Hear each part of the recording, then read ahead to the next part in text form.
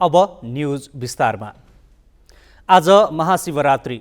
आराध्यदेव भगवान शिवको पूजा आराधना गरी महाशिवरात्रि पर्व मनाइँदैछ। फागुन कृष्ण चतुर्दशीका दिन महाशिवरात्रि मनाइन्छ। पशुपतिनाथ मन्दिर लगायत देशैभरका शिवालयमा भक्तजनको घुइँचो लागेको छ। आजको दिनलाई शिवको प्रिय दिनको रूपमा लिइन्छ। खोचाङको हलेसी, चितवनको देवघाट लगायत देशभरका शिवालयमा दर्शनार्थीको घुइँचो छ। म्याग्दीको बेनी नगरपालिकामा पर्ने गलेश्वर धाममा महाशिवरात्रि पर्वको अवसरमा दर्शन र पूजाआजाका लागि भक्तजनको घुइँचो लागेको छ।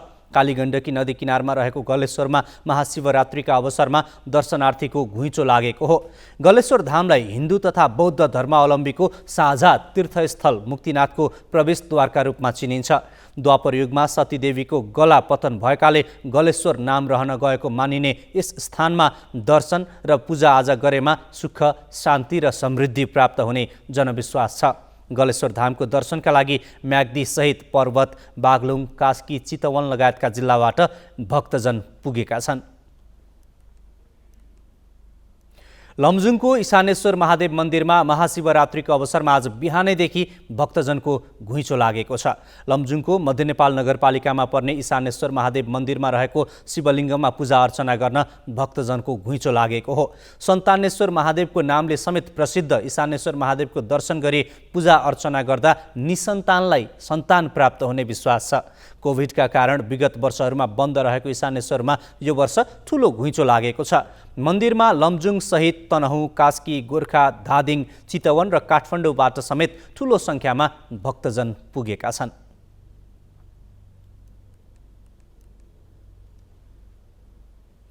सुर्खेतमा जारी एमसीसी विरोधी प्रदर्शनलाई हिंसात्मक बन्नबाट रोक्न दलहरू सहमत भएका छन्।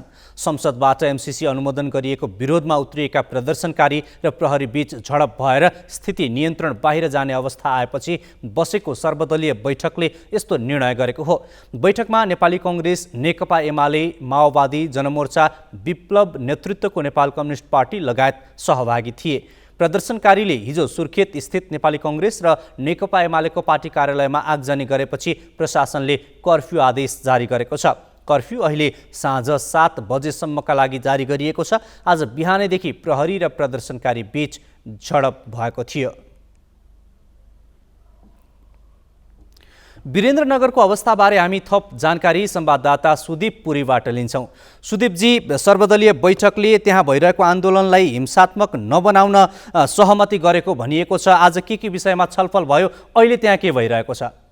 पक्कै पनि गौतम, यतिखेर चाहिँ भर्खरै मात्रै हामी यो जिल्ला प्रशासन कार्यालयको अगाडि नै छौँ। यतिखेर जिल्ला प्रशासन कार्यालयले गए राति 8 बजेदेखि अहिले 7 बजेसम्म निषेधाज्ञा कर्फ्यू आदेश जारी गरेको थियो। त्यो कर्फ्यू चाहिँ अब हट्ने भनेर जिल्ला प्रशासन कार्यालयले निर्णय गरेको छ। अहिले सुरक्षा संयन्त्रको बैठक बसिरहेर भर्खरै मात्रै प्रमुख जिल्ला अधिकारीले चाहिँ कर्फ्यू आज हटाउने भनेर हामीलाई भर्खरै मात्रै जानकारी प्राप्त भएको छ। र प्रदर्शन भएका सुर्खेतका 3वटा मुख्य स्थानहरू रहेका छन्, जुन मङ्गलगढी चोक, एरी चोक र हटिया चोक रहेको छ। जुन हटिया चोकमा पार्टी कार्यालयहरूको भवन रहेका छन्, त्यसमा चाहिँ निषेधाज्ञा जारी गरेको छ। यो 3वटा स्थानमा चाहिँ कर्फ्यू हटाएर निषेधाज्ञा चाहिँ जारी गरेको छ गौतम। र केही समय अघि चाहिँ सर्वदलीय बैठक बसेको थियो, जुनमा सुर्खेत स्थित सम्पूर्ण राजनीतिक दलहरूको सहभागिता रहेको थियो।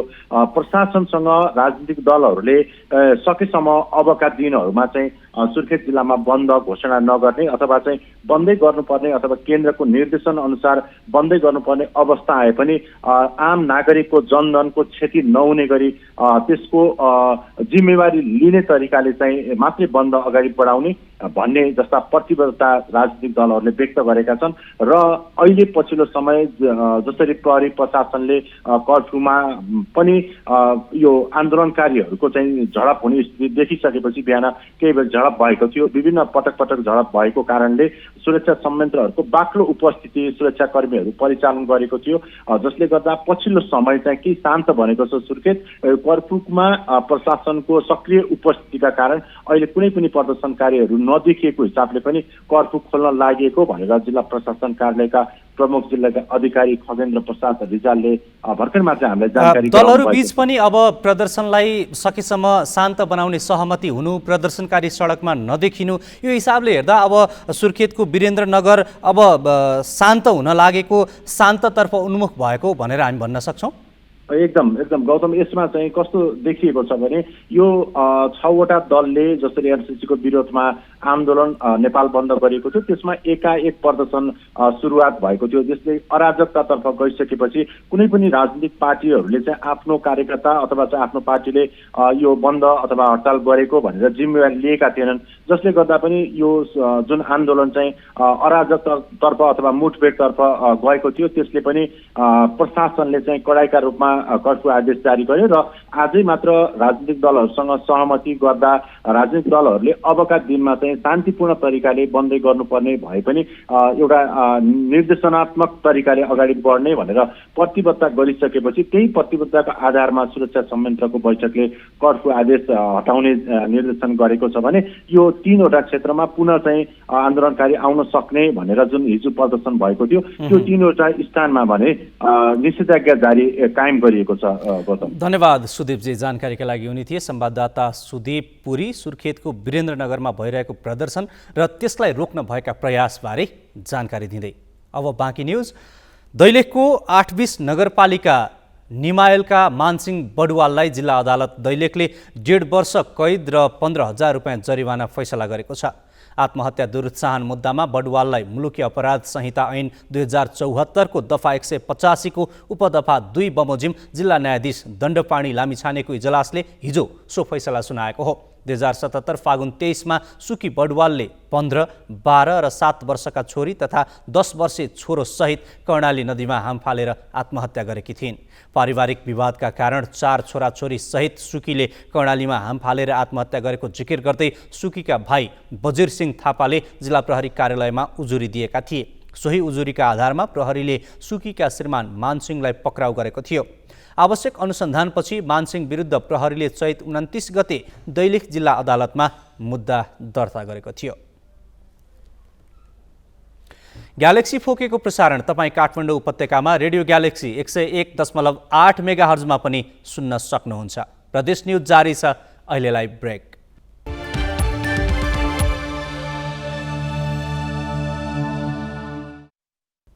अब बाँकी न्युज। नेकपा माओवादी केन्द्र सुदूरपश्चिम प्रदेश समितिको अध्यक्षमा हरिराम चौधरी निर्वाचित भएका छन्। सुदूरपश्चिम सरकारका पर्यटन मन्त्री मानबहादुर धामीलाई पराजित गर्दै चौधरी अध्यक्षमा निर्वाचित भएका हुन्। राष्ट्रिय सभा सदस्य हरिराम चौधरीले 114 मत ल्याए भने धामीले 93 मत प्राप्त गरे। जम्मा 210 मत खसेको थियो। प्रदेश सम्मेलन उद्घाटन भएको झण्डै 3 महिनापछि निर्वाचन प्रणाली मार्फत माओवादी केन्द्र सुदूरपश्चिमले अध्यक्ष पाएको हो। मङ्सिरमा अध्यक्ष पदका आकाङ्क्षी धेरै भएर सहमति हुन नसकेपछि प्रदेश सम्मेलनले 223 जना सदस्य मात्रै छनौट गरेको थियो। विवादलाई टुङ्गो लगाउन सोमबार निर्वाचन मार्फत पदाधिकारी चयन गरिएको हो।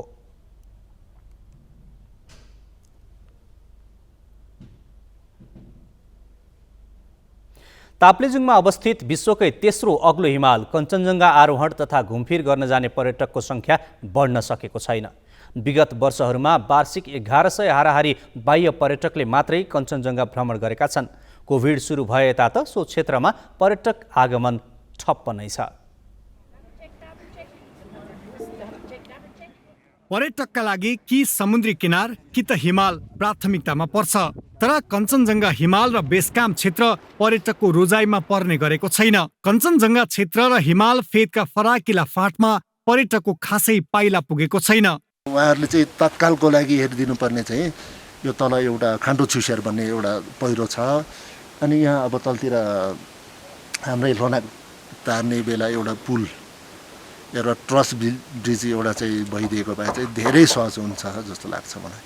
फक्ताङलुङ गाउँपालिका र श्रीजङ्गा गाउँपालिका भित्र पर्ने भएकाले स्थानीय सरकारले कञ्चनजङ्घा क्षेत्रमा पर्यटन विकासको काम गर्न कन्जुस्याइ गरेका छैनन्। तर देशकै प्रतिष्ठासँग जोडिएको पर्यटन क्षेत्रको विकासका लागि प्रदेश र केन्द्र सरकारले विशेष चासो दिनुपर्ने स्थानीय जनप्रतिनिधि बताउँछन्। पहिलाको तुलनामा अझै घट्दै गएको अवस्था चाहिँ के हो भने यो चाहिँ राज्यले तिनैतर्फ राज्यले यो जुन कञ्चनजङ्घा जुन क्षेत्रमा चाहिँ जति तपाईँको पर्यटनको चाहिँ विकासको लागि पूर्वाधार लगायत गुणस्तरीय तपाईँको त्यो पूर्वाधारभित्र सडकहरू पर्छ, पदमार्गहरू पर्छ, त्यस्तै तपाईँको चाहिँ आवासको लागि चाहिँ होटेलहरूदेखि लगायत अरू संरचनाहरू चाहिँ मा चाहिँ ध्यान दिनुपर्ने थियो, त्यो नपुगेकै हो। कञ्चनजङ्घा संरक्षण क्षेत्र व्यवस्थापन समितिले जैविक विविधता बाहेक पर्यटन विकासका लागि पनि काम गरेको जनाएको छ। समितिले कम्युनिटी लज, क्याम्प साइट निर्माण, ट्रस ब्रिज र स्नो पोल निर्माण गरेको छ। तर समिति र स्थानीय सरकारको मात्र पहलमा सिङ्गो पर्यटनको विकास गर्न कठिन बनेको छ। हामीले जस्तो कि हरेक कम्युनिटी लजहरू बनाउने कोसिस गरिरहेछौँ, अनि बाटोहरू बनाउने, ट्रेकिङ रुटहरूलाई अलिकति व्यवस्थित गर्दै लैजाने, ट्रेकिङ रुटमा पर्ने ठाउँमा चाहिँ ट्रसहरू, डी टाइपको पुलहरू बनाउने कामहरू पनि हामीले गरिरहेछौँ। र सँगसँगै इन्फर्मेसन बोर्डहरू पनि हामीले त्यहाँ राख्ने, साइनेजहरू राख्ने, स्नो पोलहरू बनाउने कुराहरू पनि हामीले प्रयासहरू गर्दैछौँ। तर हामीले जति पनि गरे पनि अहिले हामीसँग स्रोत साधन कमी भएको हुनाले हामीले आफ्नो प्रयासबाट मात्र पर्याप्त मात्रामा चाहिँ पर्यटन विकासहरू गर्न सकेका छैनौँ। विगतदेखि नै पर्यटकको कमी भइरहने कञ्चनजङ्घा क्षेत्रमा कोभिड सुरु भएपछि भरिया समेत कामविहीन बनेका छन्। कञ्चनजङ्घा बेस क्याम्प घुमफिर गर्न 7 देखि 11 दिनसम्म लाग्छ। ग्यालेक्सी 4K का लागि ताप्लेजुङबाट देवराज गुरुङको रिपोर्ट। किसानले बाली नालीको बिमा गर्न पाउँछन्। रोगकिरा लागेर बाली नाली नष्ट गरे बिमा दाबी भुक्तानी गर्न पाइन्छ। तर जङ्गली जनावरले नष्ट गरे किसानले दुःख बाहेक केही पाउँदैनन्। समय फेरियो, सरकारले कृषि क्रान्तिको नारा ल्यायो, तर किसानको समस्यातिर भने कसैको ध्यान जान सकेन। डडेलधुराको अजयमेरु गाउँपालिका गुनपालका मानबहादुर मल्ल साँझ पर्यो कि घरबाट निस्कन्छन् र अलि परको आलुबारीमा पस्छन्। आलुबारीको बीचमा बस्नका लागि उनले टिनको टहरा बनाएका छन्। जङ्गली जनावर बँदेल धपाउन उनी आलुबारीमा बसेका हुन्। उनी मात्रै होइन, अहिले गुनपाल गाउँका अधिकांश किसानले खेतमा टहरा बनाएका छन्। जङ्गली जनावरले एकदम आतंक गरेको छ। राति यस्तै हामीले यस्तो क्याम्प बनाएको जसरी पर भन्ने राति चौकीदार गर्ने जस्तै त्यो हालेका छौँ। घेरबार हालेर पनि त्यो पुरै जाली लगाएको छ। त्यो जालीबाट पनि अलि जहाँ त्यो जाली लुज भयो त्यहाँबाट छेडेर हाम्रो खाइसकेको छ लगभग धेरै त। त्यसको नियन्त्रणको लागि हामी राति त्यहाँ बसेर चौकीदारी गरेर हामी त्यो अलगमा पहरामा बस्छौँ। अमरगढी नगरपालिकाकी मङ्गला देवी हमाललाई हिजो आज दिनरात उस्तै लाग्छ। फागुन पहिलो साता करिब 1 रोपनी जमिनमा लगाएको आलु बँदेलले नष्ट गरिदिएको छ। खेतीपातीबाट घर खर्च चलाइरहेकी उनलाई बँदेलले आलु खान थालेपछि भोकमरी हुने हो कि भन्ने चिन्ताले पिरोल्न थालेको छ। किसानहरुबाट खाने बेरोजगार मान्छेले अरु क्याद सक्दा हम हैन भाडा तोडबर बासु खण्डबर बोजु बोगर खाने मान्छेले तति अद्दा खण्डबर हामीले दुनियाभरि त मिहिनेत राख्या 3-4 चोटी बल्लु जोतबर तैला आफूले सकेसम्म मिहिनेत गरेर अरे जग्गा अहिले ती पुरा बाजो पार्दियो। अब त्यो केटकेटी पाल्ला छैन, केही छैन, रोजगार भन्ने केही पनि छैन। बेरोजगार बच्चा ती पढाउन छैन, 11-12 पढ्ने बच्चा छैन। ठुलो मौ छ, परिवार छ हाम्रो त। तैमी के खाने क्याद्दे कसरी ओद्दे। अब त्यो अर्को दोस्रो चोटि बिल्याउन पनि पैसा छैन। स्थानीय सरकार र डिभिजन वन कार्यालयलाई जङ्गली जनावर नियन्त्रण गर्न आग्रह गर्दा समेत ध्यान नदिएको उनीहरूको आरोप छ। जङ्गली जनावरलाई मार्न वा क्षति पुर्याउन पाइँदैन। त्यसैले जङ्गली जनावरले पुर्याएको क्षतिपूर्ति राज्यले गरिदिनुपर्ने कि बँदेल मार्न अनुमति दिनुपर्ने किसानको माग छ। जनताहरू भोकभोकै मर्ने अवस्था आइसक्यो। गहुन लगाएर मान्छेले आलु लगाए, आलु लगाउन प्रोत्साहन गरे। या के सुपर जोन दुनियाँ किसिमका यहाँ एनजिओ आइएनजिओहरू आए, तिनीहरू लगाऊ मात्र भने तिनीहरूले बचाऊ भन्ने कुनै आइडिया दिएका छैनन्। अब हिजो लगाएको आलुबारी आज जम्मै साफ पारिदियो। 1 क्विन्टल बिउ लगाएकोमा कुनै एक खोबाट पनि नराखेर साफ पारिदियो। यसरी हामी एकदम पीडित छौँ यो सुँगरबाट। तपाईहरू जसरी पनि हुन्छ यो हाम्रो समस्या माथिसम्म पुर्याएर कसरी हुन्छ त्यो बँदेलबाट यहाँ हामीलाई सबभन्दा चाहिएको के छ भने बँदेललाई गोली हाल्ने आदेश दिनु पर्यो सरकारले, वन कार्यालयले। हाम्रो मेन माग भने त्यही हो अहिलेको। डिभिजन वन कार्यालय र स्थानीय तहलाई पटक पटक जानकारी गराए पनि जङ्गली जनावरको रोकथामका लागि कुनै उपाय नअपनाएको किसानको गुनासो छ। डिभिजन वन कार्यालयले क्षतिको प्रकृति हेरेर बढीमा 10,000 सम्म राहत उपलब्ध गराउने गरेको छ। जङ्गली बँदेलले खाद्यान्न बालीको क्षति गरेमा राहत पाइने सम्बन्धी व्यवस्था रहेको छ। र उक्त क्षति बापतको राहत स्वरूपको रकम क्षेत्रफल र प्रकृति हेरी खेतको जुन क्षेत्रफल छ त्यसको र प्रकृति हेरेर बढीमा रु 10,000 राहत उपलब्ध गराउन सकिने कानुनी व्यवस्था छ। यो समयमा किसानको खेतबारी आलुमय हुन्थ्यो, तर बँदेलले आलु खाइदिएर आजित बनेका किसानले आलु लगाउन सकिरहेका छैनन्। समयमै बँदेल नियन्त्रणमा चासो नदिने हो भने जिल्लामा आलुको उत्पादन घट्दै जाने निश्चित छ। ग्यालेक्सी फोकेका लागि डडेलधुराबाट शेरबहादुर भण्डारीको रिपोर्ट। नेपालीको मौलिक पञ्चेबाजा लोप हुँदै गएपछि प्युठानका महिला संरक्षणमा जुटेका छन्। पञ्चेबाजाप्रति युवा पुस्ताले चासो दिन छाडेपछि महिला समूह नै बनाएर पञ्चेबाजा संरक्षणमा उनीहरू जुटेका हुन्। प्युठान नगरपालिका दाखा क्वाडीका 10 महिला पञ्चेबाजा संरक्षणमा जुटेका छन्। नगरपालिकाका 10 महिला र 3 पुरुष गरी 13 जना व्यावसायिक रूपमै पञ्चेबाजा संरक्षणमा लागेका हुन्। उनीहरूले तालिम लिएर पञ्चेबाजा बजाउन थालेका छन्। पुरुष र दलित समुदायका पुरुषले मात्रै बाजा बजाउनुपर्छ भन्ने मान्यतालाई चिर्दै विभिन्न समुदायका महिलाले पञ्चेबाजा बजाउन सुरु गरेका छन्। 45 दिनको तालिमले जिल्लामा लोप हुन लागेको पञ्चेबाजा संरक्षणमा टेवा पुगेको छ। अहिले गाउँका विवाह, व्रतबन्ध लगायत कार्यक्रममा उनीहरूको सहभागिता रहँदै आएको छ।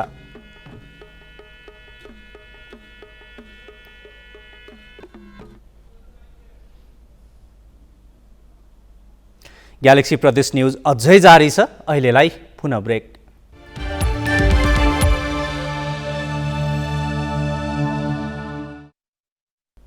अब बाँकी न्यूज। केही वर्ष अघिसम्म देशका धेरै गाउँका केन्द्रमा हाट बजार लाग्थ्यो। हाट बजारले दैनिक उपयोगका सामानदेखि मनोरञ्जन स्थलको रूपमा समेत एकाधिकार जमाएको थियो। तर पछिल्ला दिनमा हाट बजार परम्परा लोप हुँदै गएको देखिन्छ। दोलखाको छौडेमा भने हाट बजारको चमक अहिले पनि उस्तै छ। तामाकोसी गाउँपालिका छौडेमा अहिले पनि हाट बजार लाग्छ। दोलखाको पुरानो हाट बजारको परिचय पाएको यो ठाउँमा हरेक शुक्रबार हाट बजार लाग्ने गर्छ। गाउँमा उत्पादित सामान बेच्न किसान छौडे बजारमै आउँछन्। आफ्नो सामान बिक्री गर्छन् र आफूलाई चाहिएको सामान खरिद गरेर लैजान्छन्। पहिला त झन् जे पनि ल्याए नि बिक्री हुन्थ्यो, अहिले चाहिँ अलि बिक्री हुन छोडो। धेरैजना ल्याउने मात्रै छन्। प्याजको बिउ पनि बेच्छु, वर्षी नै 30 वर्ष जति भयो। आलु, तरकारीहरू अरू पनि, फलफुल, काँक्रा, केरा आफ्नो सिजन अनुसारको भएको अनुसार जे भएको मास भटस जे पनि भएको बेच्छु। हाटमा पहिले जिरी, ठुलो पातल, रामेछापको बेताली, नामाडी लगायत टाढा टाढाबाट मानिस आउँथे। छौडे हाटकै लागि धेरै व्यापारी काठमाडौँदेखि पनि आउँथे। तर अहिले टाढाबाट मानिस आउँदैनन्। तर पनि हाटमा किसानले कृषि सामग्री मात्र होइन, व्यापारीले कपडा बेच्ने, सिलाउने काम उस्तै छ। हाट बजार व्यवस्थापनका लागि तामाकोसी गाउँपालिकाले पनि पूर्वाधार विकासमा सहयोग गरेको छ। म केटाकेटीदेखि हाटमा आउने गर्थेँ। तर त्यो बेला कस्तो हुन्थ्यो भने पानी आयो भने पनि पसल ससल कुदाएर भाग्नुपर्ने, जोडले घाम लाग्यो भने पनि बडो गाह्रो हुने। त्यो भयो हुनाले हामीले पछिल्लो अवधि एउटा, दुईटा, तीनटा हाटघर बनाएको छौँ। अब अहिले सबैको पसल हाटको दिन शुक्रबार हाट लाग्छ। त्यो शुक्रबार हाटको दिन चाहिँ यहीँ राखेर किनबेच हुने गर्छ। अहिलेसम्म दोलखामा ठुलो हाटको रूपमा यही मात्रै बाँकी छ। अब हाट त लाग्छन् अन्त पनि साना साना। यहाँ चाहिँ शुक्रबार आयो भने बिहानदेखि बेलुकासम्म ठुलो हाट। विगतमा धेरै ठाउँमा हाट लाग्ने भए पनि अहिले पूर्वाधार विकाससँगै जहाँ तहीँ सजिलै बजारको पहुँच पुगेको छ।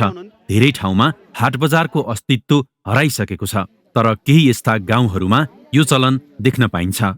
स्थानीयको उत्पादन खरिद बिक्री गर्नका लागि यस्ता हाट बजारको महत्त्व अहिले पनि उस्तै छ। ग्यालेक्सी फोकेका लागि दोलखाबाट दिलबहादुर केसीको रिपोर्ट। सङ्खुवा सभामा ब्लड ब्याङ्क नहुँदा नागरिकले शास्ति खेप्नु परेको छ। आपतकालीन अवस्थामा रक्त सञ्चार सेवा पाउन नसक्दा बिरामीले समस्या भोग्नु परेको हो। दुर्गम क्षेत्रका सुत्केरी र बिरामीका लागि रक्त सञ्चार सेवाका लागि डोनर खोज्नुपर्ने बाध्यता छ। जिल्लाका सेना, प्रहरी, कर्मचारी र आफन्तको भरमा रक्त सञ्चार सेवा लिन उनीहरू बाध्य छन्। ब्लड ब्याङ्क स्थापनाका लागि 3 वर्ष अघि सृजनशील सामुदायिक विकास केन्द्र र रेडक्रसबाट उठाइएको 25 लाख रुपियाँ चन्दा र सामग्री यसै थन्किएको छ। जिल्ला अस्पतालले पनि भवन अभावका कारण आकस्मिक रक्त सञ्चार सेवा सञ्चालन गर्न सकेको छैन। प्रदेश सरकारबाट ब्लड ब्याङ्क स्थापनाका लागि प्राप्त 25 लाख बजेट पनि खर्च हुन सकेको छैन। जुम्लाको सिंजा गाउँपालिकाले खस भाषा पठन पाठन सुरु गरेको छ। नेपाली भाषाको उद्गम भाषा खस भाषा लोप हुँदै जान थालेपछि गाउँपालिकाका सबै विद्यालयमा पाठ्यक्रम तयार पारी पढाउन थालिएको हो। जुम्लामा फागुन 1 गतेदेखि नै नयाँ शैक्षिक सत्र सुरु भएकाले अतिरिक्त विषयका रूपमा कक्षा 1, 2 र 3 मा खस भाषा र संस्कृत विषयको कक्षा 1, 2 र 3 मा खस भाषा र संस्कृति विषयको पढाइ सुरु गरिएको छ। खस भाषासँगै संस्कृति र सभ्यता लोप हुँदै जान थालेपछि गाउँपालिकाले भाषा जगेर्ना अभियान थालेको हो। पूर्वमा नुवाकोट, पश्चिममा कुमाउ गढवाल, उत्तरमा तिब्बत र दक्षिणमा कपिलवस्तु सहित धेरै ठाउँमा बोलिने खस भाषा हाल सिंजा उपत्यकामै बोल्न छाडिएको छ। पाठ्यपुस्तकमा सिंजा क्षेत्रका ऐतिहासिक स्थल, घटनाक्रम, रीतिरिवाज र खस बोलीचालीका शब्द समावेश गरिएको छ। खस भाषाको पुस्तकलाई गाउँपालिकाको हिउँदे गाउँ सभाबाट अनुमोदन गरिएको छ। ग्यालेक्सी प्रदेश न्युज सक्नु अघि हेडलाइन्स।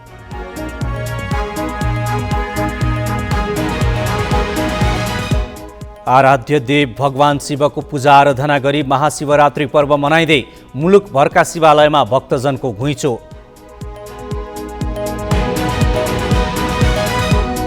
कर्फ्यू आदेश उल्लङ्घन गर्दै सुर्खेतको वीरेन्द्रनगरमा दिनभर प्रदर्शनलाई हिंसात्मक बन्नबाट रोक्न दलहरू सहमत। आत्महत्या दुरुत्साहन मुद्दामा दैलेखका मानसिंह बडुवाललाई 1.5 वर्ष कैद र 15,000 रुपियाँ जरिवानाको फैसला।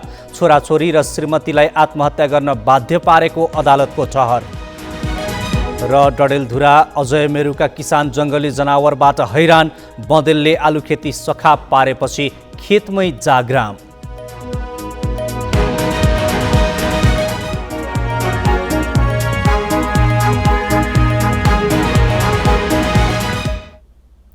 ग्यालेक्सी प्रदेश न्युज अहिलेलाई सकियो। राति 8 बजे ग्यालेक्सी न्युज आवर लिएर आउनेछौँ।